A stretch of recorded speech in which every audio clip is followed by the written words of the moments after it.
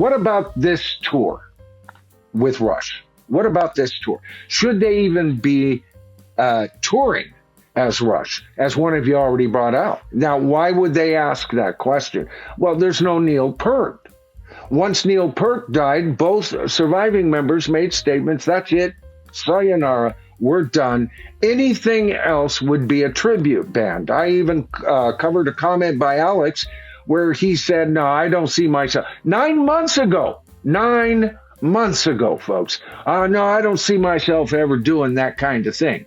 What kind of thing? The exact same thing they're doing with Anika Neelis. He said that if him and Geddy got up together with another drummer or other musicians, that it would be nothing more than a tribute band. But they're out there touring as Rush. This isn't Neil Geddy and Alex Lifeson presents a tribute to Rush with special guest star Anika Neelis. It's not that. This is Rush, and Anika is officially in Rush right now because they're touring as Rush. I don't care what kind of backwards way they try to explain themselves out of that, but that is exactly. I know what the billboards say, all right? I know what's being sold to me, so don't go over explaining why, well, yeah, she's here, but she's not, but she's kind of, but no.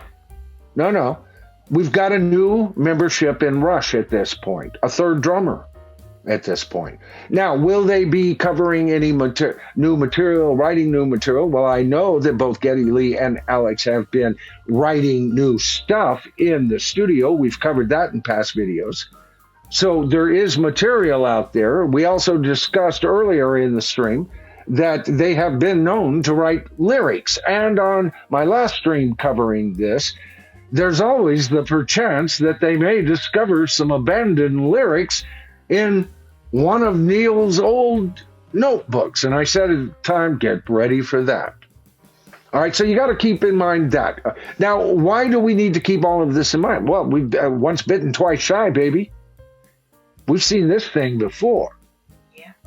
The never-ending tour. So there's a lot of us that are looking at this with more than adoration. Like I said before, this could truly tie up their career, put a nice bow on that baby, right? Go out in glory, make a few bucks, make a lot of fans happy, and then have the dignity to say, adieu. Can they pull this off in their dotage? There's been critiques of his voice not being what it was at one time. Now, I explained in the last stream covering this that I thought, hey, no, they can get experimental. They don't have to do the carbon copy of every song. And that he could even sing a lower harmony to the original line. A lot of, we've talked about how Robert Plant does that all the time these days. So that doesn't concern me too much, unless he's up there croaking, trying to reach those notes.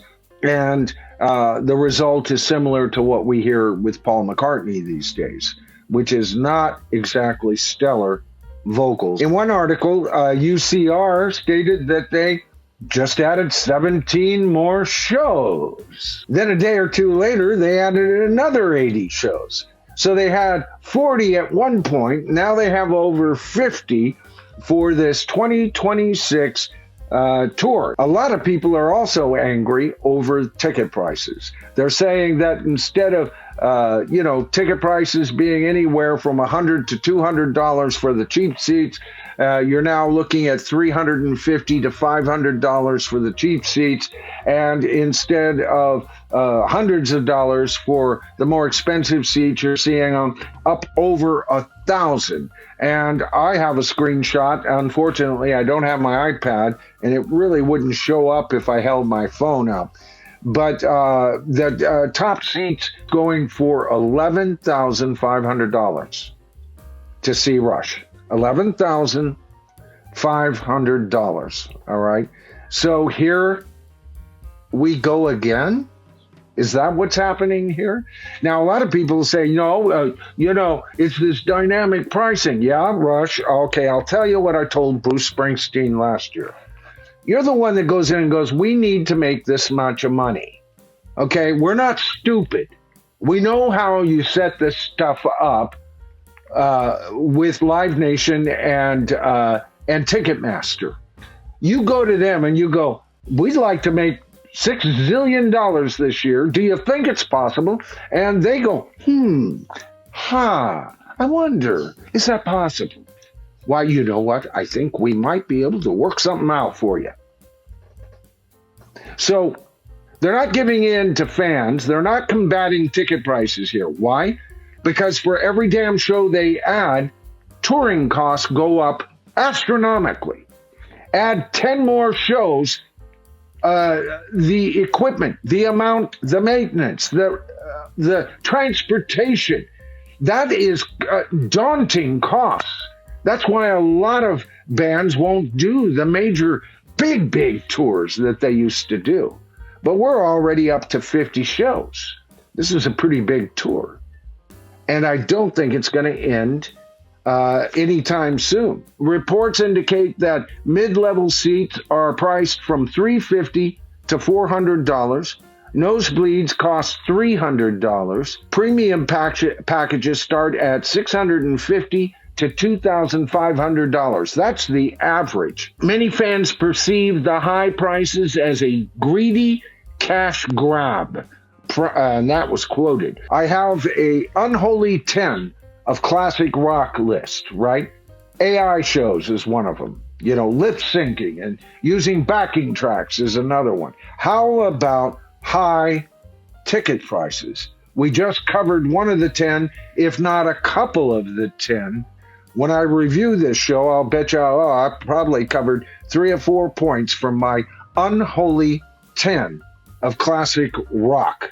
The things that are actively, right here in 2025, destroying rock and roll right before our eyes if we aren't careful and take back control and vocalize our dissent. And the best way to do that is right here in the comments. You did it so well tonight. I want to hear what you think about Rush touring. Are they capable physically with Geddy Lee's voice? I think musically they are, but with his voice. What do you think about the cost of tickets? Is this really Rush at all? These were some of the hot spots on tonight's stream, and you guys made it rock.